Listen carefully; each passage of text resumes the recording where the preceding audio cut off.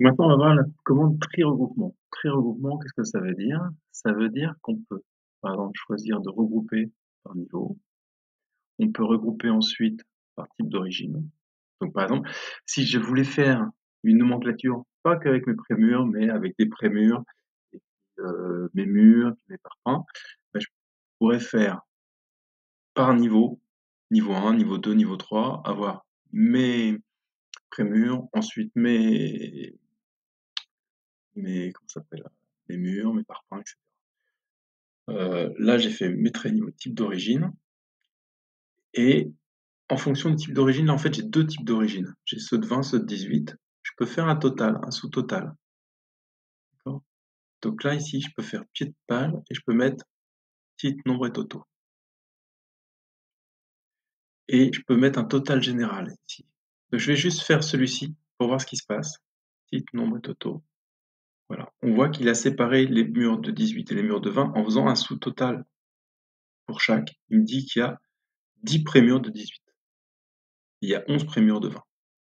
Je peux lui demander aussi de rajouter le total général. 21 prémures. Mais moi, ce que j'aimerais bien, c'est qu'il me fasse des totaux. Est-ce que ça vaut le coup de faire le total d'épaisseur? Non, ça non plus, ça non plus, la hauteur non plus. Par contre, la longueur, j'aimerais bien avoir les sous-totaux. Et la surface vide pour plein, j'aimerais bien l'avoir. Surface d'ouverture, j'aimerais bien l'avoir. Surface plein pour plein, c'est pas nécessaire. Par contre, le volume de béton, j'aimerais bien l'avoir. À ce moment-là, je vais aller dans mise en forme. Et j'ai dit, la longueur, je veux avoir le total. La surface, alors celle-là, c'est la vide pour plein, je veux avoir le total. Surface d'ouverture, je veux avoir le total. Surface plein pour plein, je m'en fiche. Le béton, je veux avoir le total. Je valide. Et vous voyez, j'ai les sous-totaux par type et j'ai le total global qui s'affiche.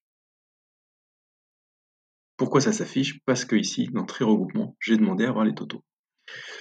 Dernière chose, si je ne détaille pas les occurrences, regardez ce qui se passe, il me met que les totaux.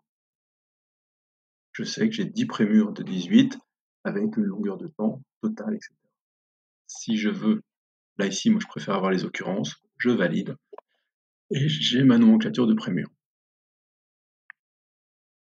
Voilà. Comme j'ai écrit prémure PHN1 ici, bon, là ça vaut le coup de le laisser afficher tant que je fais mon boulot pour être sûr que j'ai bien pensé à mettre mon filtre sur le PHN1. Une fois que je l'ai fait, je peux masquer la colle. Voilà.